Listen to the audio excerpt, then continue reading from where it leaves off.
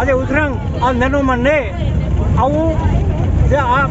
ડુંગર છે જુનાગઢનો 33 કરોડ દેવતાનો એની ઉપર વાસ છે, પણ આવું ક્યારે થઈ શકે?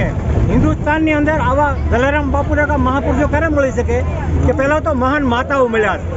માતા પાર્વતી ગણપતિ દેવ, અજણી માતા એટલે હનુમાનજી મહારાજ, કૌશલ્યા મા એટલે પરમાત્મા પ્રભુ રામ, દેવકી એટલે કૃષ્ણ પ્રભુ, માતા મીંદર એટલે રામદેવજી બાબા, રાજબાઈ માતા જલારામ બાપુ, સૂર્યાબાઈ એટલે ગીગા બાપુ, શિવકુમાર એટલે બદ્રીદાસ બાપુ, તુલસીદાસજી, સાવિત્રી દેવી મોરારી બાપુ, ભુવનેશ્વરી માતા સ્વામી વિવેકાનંદ, જીગાબાઈ એટલે છત્રપતિ શિવાજી, રેણુકા એટલે પરશુરામ, શકુંતલા એટલે ભરત, સત્યવતી એટલે વેદવ્યાસ, ગંગામૈયા એટલે ભીષ્મદાદા, કુંતા માતા એટલે અરુંધતી, તારામતી એટલે